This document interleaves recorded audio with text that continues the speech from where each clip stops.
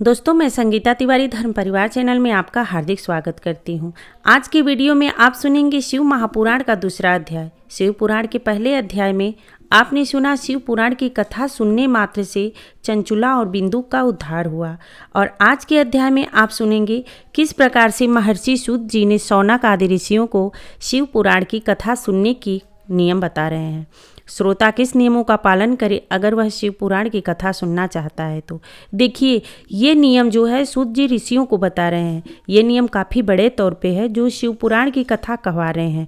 मतलब विद्वान ब्राह्मण बुला के जब सुनी जाती है कथा तब इन नियमों का पालन की जाती है।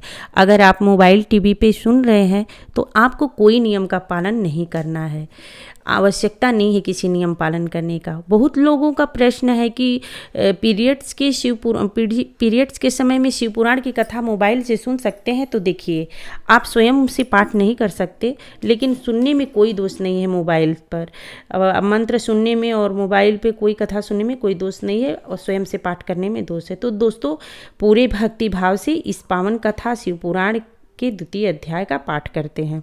शौनक जी कहते हैं, हे सूत जी, आपको नमस्कार है। आप धन्य हैं, शिव भक्तों में श्रेष्ठ हैं। आप कल्याण में शिव पुराण के श्रवण की विधि बताइए, जिससे संपूर्ण श्रोताओं को उत्तम फल की प्राप्ति हो सके। सूत जी ने कहा, मुनि शौनक, अब मैं तुम्हें पुण्य फल प्राप्ति के लिए तुम्हें श्रवण की विधि बता रहा हूँ। सबसे पहले शुभ मुहूर्त में किसी ज्योतिष से दिखा लें कथा का दिन और समय। सही जगह सही समय का चयन करें। फिर दूर दूर तक देश में यह सूचना दें कि हमारे यहाँ शिव पुराण की कथा होने वाली है। अपने कल्याण इच्छा पूर्ति के लिए सबको आमंत्रित करें और आए हुए लोगों का आदर सत्कार करना चाहिए। शिव मंदिर में, तीर्थ स्थान में या सही जगह का उत्तम निर्माण करना चाहिए। केले से सुशोभित ऊंचा मंडप कथा के लिए तैयार कराएं। उसे सुंदर ध्वजा पताका से सजाकर संपन्न बना दें। भगवान शिव के प्रति उत्तम भक्ति करना चाहिए। भगवान शंकर के लिए दिव्य आसन का निर्माण करना चाहिए तथा कथावाचक के लिए भी ऐसा ही दिव्य आसन बनाना चाहिए। मुने, नियम पूर्वक कथा सुनने वाले श्रोताओं के लिए भी सुंदर स्थानों का व्यवस्था करना चाहिए। पुराणों का ज्ञाता जो विद्वान गुरु माना जाता है, इसलिए शिव पुराण की कथा सम्यक विधि से करना चाहिए। 2 घड़ी के लिए कथा अवश्य बंद करनी चाहिए, जिससे श्रोता लोग अवकाश पाकर मलमूत्र का त्याग कर सकें। जिस दिन कथा हो रहा हो उस दिन प्रातः नित्य कर्म जल्दी कर लेनी चाहिए। वक्ता के पास एक और कथावाचक अवश्य रहना चाहिए। कथा करने में वह समर्थ हो तथा समझने में कुशल हो। कथा के सबसे पहले गणेश भगवान की पूजन करना चाहिए, ताकि कथा में कोई विघ्न और न आए। शिव पुराण का पुस्तक और सरस्वती की पूजा अवश्य करनी चाहिए। जो श्रोता मौन रहकर कथा सुनता है, श्रवण करता है, भक्ति से युक्त होके दूसरे पाप कर्मों को नहीं करती, वही कथा के पुण्य फल प्राप्त कर लेते हैं। सूत जी बोले, शौनक, अब शिव पुराण के जो नियम है उन्हें भक्ति पूर्वक सुनो। कथा सुनने वाले श्रोताओं को पहले चाहिए कि कथा करने वाले वक्ता से दीक्षा अवश्य ले, उसके बाद कथा श्रवण करे। जो लोग नियम से कथा सुने उन्हें ब्रह्मचर्य से रहना चाहिए, धरती पर सोना चाहिए और प्रतिदिन कथा सुनने के बाद सात्विक भोजन करना चाहिए। प्रतिदिन श्रवण करने वाले व्यक्ति को मात्र एक बार भोजन करना चाहिए। बासी अन्न, दूषित तामसिक भोजन नहीं करना चाहिए। कथा का व्रत लेने वाला व्यक्ति काम, क्रोध, मद, लोभ तथा साधु की निंदा, प्रतिव्रता की निंदा न करनी चाहिए। कथाव्रती पुरुष को प्रतिदिन सत्य, दया, सरलता, विनय को श्रोता को अपनाना चाहिए। इस कथा का श्रवण करने वाला पुरुष अपने सकाम अभिष्ट कामना को पूर्ण करता है और मोक्ष प्राप्त कर लेता है। संतान रहित व्यक्ति, पापी, क्षय रोगी भी इस उत्तम कथा को अवश्य सुने। इस शिव पुराण कथा के बाद पुराण पुस्तक का भी पूजा करना चाहिए। कथा में आए हुए ब्राह्मणों को अन्न धन का दान करें, साथ ही गीत आदि के द्वारा महान उत्सव रचाएं। और हे मुने, श्रोताओं को कथा समाप्ति के बाद हवन करना चाहिए। रुद्र संहिता के प्रत्येक श्लोक से या शिव के पंचाक्षर मंत्र से हवन करें। कथा संपन्न होने पर 11 ब्राह्मण को शुद्ध भोजन कराएं, उन्हें दान दक्षिणा अवश्य दें। हे मुने, अगर शक्ति ना हो तो 3 तोले सोने को सुंदर सिंहासन पर बनवाएं। 3 तोले सोने से सिंहासन बनवाएं, उस पर शिव पुराण का पुस्तक पोथी स्थापित करें और फिर उसे दान करें किसी योग्य महात्मा को। शौनक, इस पुराण के दान से पुरुष भव बंधनों से मुक्त हो जाता है। यह शिव पुराण का सारा महात्म्य अभीष्ट ज्ञान मैं तुम्हें सुना दिया, अब क्या सुनोगे। शिव पुराण भगवान शिव को अति प्रिय, रमणीक और समस्त रोगों का निवारण करने वाला है। जो व्यक्ति सदा शिव का गान करने वाला, जिसकी वाणी सदैव शिव की स्तुति करती है, इस जीव जगत में उनका मनुष्य जन्म लेना सफल है। वे निश्चय ही संसार सागर से पार हो जाते हैं। भिन्न भिन्न गुण जिनके सच्चिदानंद स्वरूप, जिनका महिमा से जगत के बाहर भीतर मनोवृत्त रूप में समाहित है, जो आदि और अंत में जिनकी समानता और तुलना में कोई नहीं है, और जिनके 5 मुख हैं, जो खेल ही खेल में संसार का संरचना करते हैं और संहार करते हैं, उस अंबिकापति शंकर का मैं मन ही मन चिंतन करता हूँ। व्यास जी कहते हैं, जो धर्म का महान क्षेत्र है, जहाँ गंगा यमुना का संगम है, उस परम प्रयाग में जो ब्रह्मलोक का मार्ग है, सत्य महात्मा मुनियों ने एक विशाल यज्ञ का आयोजन किया। उस ज्ञान यज्ञ का समाचार सुनकर पौराणिक शिरोमणि महामुनि सूत जी वहाँ दर्शन करने आए। सूत जी को आते देख सब मुनि वहाँ हर्ष से खिल उठे और अत्यंत प्रसन्नचित्त उनका स्वागत सत्कार किए। तत्पश्चात उन प्रसन्न महात्माओं ने उनकी विधिवत स्तुति करके उनके हाथ जोड़कर इस प्रकार कहा, आप आश्चर्य कथाओं के भंडार हैं, आप अज्ञात नहीं हैं, आप हमारे भाग्य से यहाँ पधारे हैं।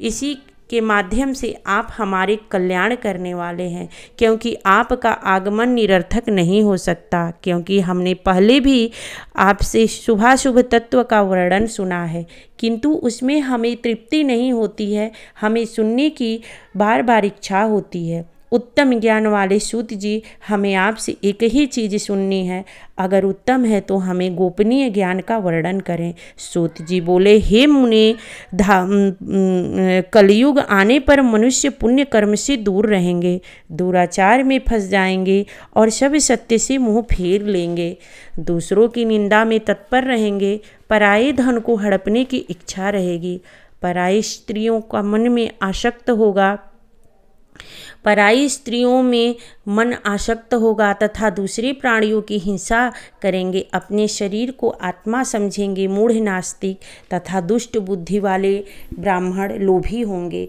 वेद बेचकर जीविका चलाएंगे, धन में उपार्जन के लिए विद्या का अभ्यास करेंगे, अपने जाति के कर्म छोड़ देंगे, मद में चूर रहेंगे, मांस मदिरे के शौकीन रहेंगे, संध्या उपासना से दूर रहेंगे और ब्रह्म ज्ञान से शून्य रहेंगे, समस्त क्षत्रिय भी धर्म का त्याग करेंगे, शूद्रों सा बर्ताव करेंगे, संसार भ्रष्ट स्वधर्म त्यागी होंगे। उसी तरह वैश्य अपना कर्म धर्म छोड़कर उज्ज्वल वेशभूषा से विभूषित होंगे। अगर धनी होंगे तो कुकर्म में लग जाएंगे, विद्वान हुए तो वाद विवाद में लग जाएंगे, अपने को उच्च मानकर चारों वर्णों में विवाह करेंगे, समस्त वर्णों को अपने संपर्क में भ्रष्ट करेंगे। कलयुग की स्त्री प्रायः पतिव्रत धर्म को नष्ट करने वाली होगी, किसी का भय नहीं मानेगी और अपने सेवा धर्म से सदा विमुख रहेगी। ऋषि मुनि ने पूछा, हे सूत जी, ऐसे लोग जिनकी बुद्धि भ्रष्ट हो गई है, वे लोगों की उत्तम गति कैसे होगी? चिंता से हमारा मन व्याकुल होता है। जिस छोटे से उपाय से समस्त पापों का नाश हो जाए, उस उपाय को इस समय कृपा पूर्वक बताइए, क्योंकि आप समस्त सिद्धांतों के ज्ञाता हैं। व्यास जी कहते हैं, उन महामुनियों की बात सुनकर सूत जी ने मन ही मन भगवान शंकर का स्मरण करके सूत जी से कहते हैं, साधु महात्माओं, आपने बहुत अच्छी बात पूछी है। आपका यह प्रश्न तीनों लोकों का हित करने वाला है। मैं इस विषय पर वर्णन करूँगा, आप आदरपूर्वक सुने। सबसे उत्तम जो शिव महापुराण है वह वेदांत का सर्वस्व है। वह वक्ता तथा श्रोता के समस्त पापों का उद्धार करने वाला है। वह कलयुग का विनाश करने वाला है। उसमें भगवान शिव के उत्तम यश का वर्णन है। यह धर्म अर्थ काम मोक्ष चारों पुरुषार्थों को देने वाला है। यह पुराण सदा ही अपने प्रभाव से वृद्धि को प्राप्त हो रहा है। इस पुराण के अध्ययन मात्र से कलयुग के पापी जीव श्रेष्ठ गति को प्राप्त हो जाएंगे। श्री सूत जी कहते हैं, कलयुग के महान उत्पात यहाँ निर्भय होके विचरेंगे। जब तक शिव पुराण का उदय नहीं होगा तब तक पाप का अंत नहीं होगा। इस शिव पुराण का वेद के तुल्य माना गया है। इसका प्रणयन भगवान शिव ने स्वयं किया है। सबसे पहले शिव पुराण का प्रणयन भगवान शंकर ने स्वयं किया है। इस प्रकार मूल शिव पुराण की श्लोकों की संख्या 1,00,000 है, परंतु व्यास जी ने इसे 24,000 श्लोकों में संक्षिप्त कर दिया है। पुराणों में क्रम संख्या में शिव पुराण का चौथा स्थान है। इसमें 7 संहिताएं हैं। पूर्व काल में भगवान शिव ने करोड़ श्लोकों का एक ही पुराण ग्रंथ ग्रथित किया था। वह पुराण विस्तृत था। फिर द्वापर आदि युगों में व्यास आदि ने 18 पुराणों में विभाजन कर दिया। उस समय शिव पुराण का प्रतिपादन 24,000 श्लोकों में किया गया। यह वेद तुल्य शिव पुराण 7 संहिताओं में बटा हुआ है। इसकी पहली संहिता का नाम विद्वेश्वर संहिता, दूसरी का नाम रुद्र संहिता, तीसरी का नाम शत्रु संहिता, चौथी का नाम कोटि रुद्र संहिता, 5वीं का नाम उमा संहिता, 6वीं का नाम कैलाश संहिता, 7वीं का नाम वायवी संहिता। इस प्रकार 7 संहिता मानी गई है। इन 7 संहिताओं से युक्त यह दिव्य पुराण वेद के तुल्य प्रमाणित तथा सबसे उत्कृष्ट गति प्रदान करने वाला है। यह निर्मल महापुराण भगवान शिव के द्वारा प्रतिपादित है। यह पुराण ईर्ष्या रहित अंतःकरण विद्वानों को जानने की वस्तु है। यह उत्तम पुराण समस्त पुराणों में श्रेष्ठ है। समस्त वेद वेदांत महात्मा इसमें गान किया है। जो व्यक्ति बड़े आदर से पढ़ता है, सुनता है, भगवान शिव का प्रिय होकर परम गति को प्राप्त हो कर लेता है।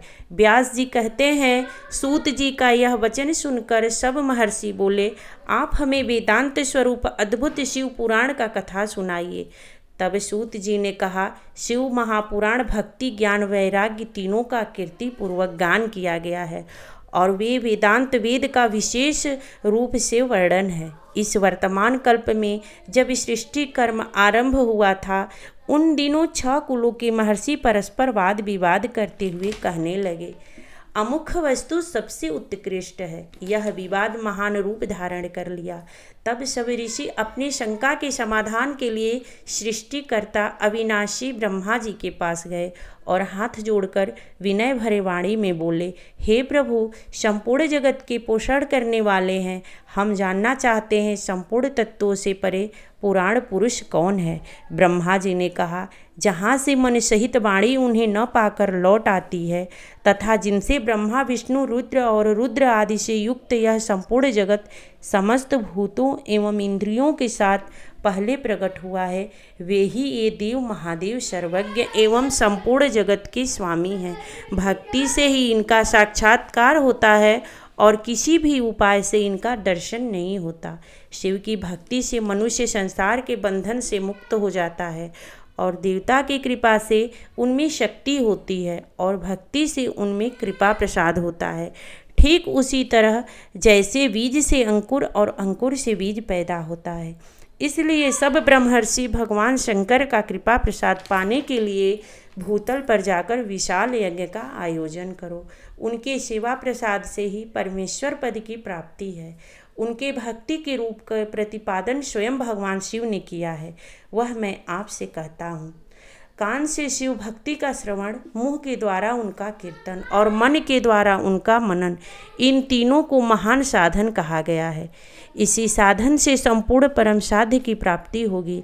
पहले शरीर के सारे अंगों का रोग नष्ट हो जाते हैं। भगवान शंकर की पूजा, उनके नामों का जप, उनके गुण, रूप विलास और युक्ति परायण चित्त के द्वारा जो निरंतर चिंतन करता है, उसी को मनन कहा गया है। वह महेश्वर की कृपा दृष्टि से उपलब्ध होता है। उसे समस्त श्रेष्ठ साधनों में प्रधान व प्रमुख कहा गया है। सूत जी कहते हैं, मुनीश्वरों, इस साधन का महात्म्य प्रसंग बताने के लिए एक प्राचीन वृत्तांत का वर्णन करूँगा। उसे ध्यान देकर आप सुने। बहुत पहले की बात है। पराशर मुनि के पुत्र मेरे गुरुजी सरस्वती नदी के तट पर तपस्या कर रहे थे। एक दिन सूर्य तुल्य तेजस्वी विमान से यात्रा करते हुए भगवान सनत कुमार अकस्मात वहां आ पहुँचे। उन्होंने मेरे गुरु को वहां देखा। वो ध्यान मग्न थे। उससे जगने पर उन्होंने ब्रह्मपुत्र सनत कुमार जी को अपने सामने उपस्थित देखा। देखकर वह बड़े बड़े वेग से उठे, उनके चरणों में प्रणाम किए। मुनि ने उन्हें अर्घ्य दिया, देवताओं के बैठने योग्य आसन भी अर्पित किया। तब प्रसन्न होकर भगवान सनत कुमार व्यास जी से गंभीर वाणी में बोले, मुने, तुम सत्य वस्तु का चिंतन करो। वे सत्य भगवान शिव ही हैं जो तुम्हारे साक्षात्कार के विषय होंगे। भगवान शंकर का चिंतन, मनन, श्रवण, ये 3 साधन कहे गए हैं। पूर्व काल में मैं दूसरे साधनों में पढ़कर मैं घूमता घामता मंदरांचल पर्वत पर जा पहुँचा। वहाँ तपस्या करने लगा। तदंतर शिव कृपा से वह नंदिकेश्वर वहाँ आ गए। उनकी हम पर बड़ी दया थी। वे शिव गणों के स्वामी नंदिकेश्वर हमें स्नेहपूर्वक मुक्ति के उत्तम साधन बताते हुए बोले, भगवान शंकर का श्रवण, कीर्तन, मनन, ये तीनों साधन वेद सम्मत है और मुक्ति के साक्षात कारण है। यह बात स्वयं भगवान शिव ने कही है। अतः तुम इन 3 साधनों को अपनाओ। फिर सनत कुमार ब्रह्मधाम को चले गए। इस प्रकार पूर्व काल का वृत्तांत मैंने संक्षेप में वर्णन किया है। तब ऋषि बोले, हे सूत जी, इस तीनों साधनों को मुक्ति का उपाय बताया गया, किंतु जो व्यक्ति श्रवण आदि तीनों साधनों में समर्थ है तो वह क्या करे? सूत जी बोले, मुने, जो इन तीनों में असमर्थ हो वह शिवलिंग की स्थापना करके निरंतर पूजा आराधना करे। वो भी संसार के भवसागर से पार हो सकता है। छल न करके अपनी शक्ति के अनुसार धन शिवलिंग की पूजा में खर्च करे तथा शिवलिंग को रोज सजाए, सेवा पूजा करे, प्रतिदिन पूजा भक्ति भाव से करे। इस प्रकार शिवलिंग, शिव मूर्ति का पूजा करने वाला मनुष्य भगवान शिव की प्रसन्नता से सिद्धि प्राप्त कर लेता है। पहले के भी महात्मा शिवलिंग की पूजा करके भवबंधन से मुक्त हो चुके हैं। फिर मुनियों ने पूछा, अन्य देवताओं की पूजा मात्र मूर्ति की जाती है, लेकिन भगवान शिव की पूजा लिंग और मूर्ति दोनों में क्यों की जाती है? सूत जी ने कहा, मुनीश्वरों, तुम्हारा प्रश्न बड़ा ही पवित्र और अद्भुत है। महादेव को रूपमान होने के कारण उन्हें शकल कहा गया है। निराकार होने के कारण लिंगाकार माना गया है। भगवान को निष्कल निराकार होने के कारण शिवलिंग शिव के निराकार का प्रतीक है। इसी तरह शकल साकार होने के कारण पूजा का आधार विग्रह साकार स्वरूप का प्रतीक है। समस्त अंग सहित साकार और समस्त आकार से रहित निराकार ब्रह्म शब्द से कहे जाने वाले परमात्मा है। यही कारण है कि सब लोग लिंग निराकार और मूर्ति साकार दोनों में ही भगवान शिव की पूजा करते हैं। और शिव से भिन्न जो दूसरे देवता हैं वे साक्षात ब्रह्म नहीं हैं। सनत कुमार बोले, नंदिकेश्वर, लिंग के प्राकट्य होने वाला सुचित प्रसंग सुनाइए, हम सुनना चाहते हैं। नंदिकेश्वर ने प्रसंग सुनाना आरंभ कर दिया। उन्होंने ब्रह्मा एवं अन्य देवता का विवाद तथा व्याकुलता और चिंता, देवताओं का दिव्य कैलाश शिखर पर आगमन, उनके द्वारा चंद्रशेखर महाराज का स्तवन, महादेव का ब्रह्मा विष्णु के विवाद में आगमन, श्री ब्रह्मा और विष्णु के द्वारा उस ज्योतिर्मय स्तंभों की ऊंचाई और गहराई का था लेने की चेष्टा और केतकी पुष्प के श्राप वरदान आदि के प्रसंग सुनाए। नंदकेश्वर कहते हैं, फिर ब्रह्मा तदंतर विष्णु और ब्रह्मा ने महादेव की हाथ जोड़ के पूजन अर्चन किया। श्रेष्ठ आसन पर बैठाकर शिव की पूजा आराधना की। पूजा से प्रसन्न होकर नम्र भाव से भगवान शिव वहाँ खड़े हुए। उन दोनों देवताओं से मुस्कुराकर महेश्वर बोले, पुत्रों, आज का दिन एक महान दिन है। इसमें तुम्हारे द्वारा जो भी आज मेरी पूजा हुई है, हम आप दोनों पर बहुत प्रसन्न हैं। इसी कारण यह दिन पवित्र और महान से भी महान रहेगा। आज की तिथि शिवरात्रि मेरे लिए परम प्रिय होगी। आज के दिन जो आकार से रहित लिंग और जो सकल साकार मूर्ति की पूजा करेगा वो जगत में लोकप्रिय रहेगा। जो पूरे दिन व्रत उपवास रख के अपने शक्ति के अनुसार निश्चल भाव से मेरी यथाचित पूजा करेगा उसके फल का वर्णन सुनो। 1 वर्ष तक जो निरंतर पूजा करने पर जो फल मिलता है वह मात्र शिवरात्रि को पूजन करने से मनुष्य तत्काल फल प्राप्त कर लेगा। यह शिवरात्रि तिथि मेरे धर्म की वृद्धि का समय है। इस तिथि में मेरी स्थापना आदि मंगल उत्सव होना चाहिए। पहले मैं जब ज्योतिर्मय स्तंभ रूप में प्रकट हुआ था वह समय मार्गशीर्ष माह में आत्रा नक्षत्र था। उस दिन जो पार्वती के साथ मेरा दर्शन करता है, पूजा करता है अथवा मेरी लिंग मूर्ति का आराधना करता है, मेरे कार्तिकेय से भी अधिक प्रिय होता है वह भक्त। उसका वाणी द्वारा वर्णन नहीं किया जा सकता। मेरे लिंग या ज्योतिर्लिंग के दर्शन पूजन स्पर्श प्राणियों का पाप बंधन से छुड़ाने वाला है। पहले मैं स्तंभ रूप से प्रकट हुआ हूँ, फिर साक्षात रूप से ब्रह्म रूप में निष्कल रूप है और महेश्वर रूप मेरा साक्षात रूप है। मैं ही ब्रह्म रूप हूँ। जगत में बृहद कार्य करने के कारण ब्रह्म कहलाता हूँ। सर्वत्र व्यापक होने के कारण मैं ही सबकी आत्मा हूँ। मैं ही सबका ईश्वर हूँ। पहले ब्रह्मरूप का बोध कराने के लिए निष्कल लिंग रूप प्रकट हुआ था, फिर अज्ञात ईश्वर तत्व का साक्षात्कार कराने के लिए जगदीश्वर रूप में साक्षात प्रकट हो गया हूँ। अतः यह मेरा शिवलिंग चिन्ह है। मेरा प्रतिदिन पूजन करो। मेरे इस लिंग का पूजन महान पुरुषों को भी करना चाहिए। यदि एक लिंग की स्थापना करता है कोई भी भक्त तो उस व्यक्ति को मेरी समानता प्राप्ति हो जाती है। अगर 2 लिंग की स्थापना करे तो मेरी संयोजक मोक्ष की प्राप्ति हो जाती है। मेरे पंचाक्षर मंत्र की उत्पत्ति हुई है और जो मेरे सकल रूप का बोध है ओम नमः शिवाय, यह पंचाक्षर मंत्र है। इससे संपूर्ण मनोरथों की सिद्धि हुई है। इस मंत्र से भोग और मोक्ष दोनों मिलते हैं। नंदिकेश्वर कहते हैं, तदंतर जगदम्बा पार्वती के साथ बैठे गुरुवर महादेव जी ने अपने हाथ ब्रह्मा और विष्णु के ऊपर रखे, 3 बार मंत्र दिए और वे ब्रह्मा विष्णु हाथ जोड़ के मंत्र ग्रहण करके बोले, हे साक्षात ईश्वर, आप जगत के स्वामी हैं, आपको नमस्कार है। अथवा आप सकल स्वरूप महेश्वर को नमस्कार है। आप प्रणव लिंग वाले हैं, आपको नमस्कार है। आप सृष्टि पालन संहार हैं, आपको 5 मुख है। हे परमेश्वर, आपको नमस्कार है। पंच ब्रह्म स्वरूप 5 कृत्य वाले आपको नमस्कार है। आप सबकी आत्मा है, ब्रह्म हैं, गुण और शक्तियाँ अनंत हैं, आपको नमस्कार है।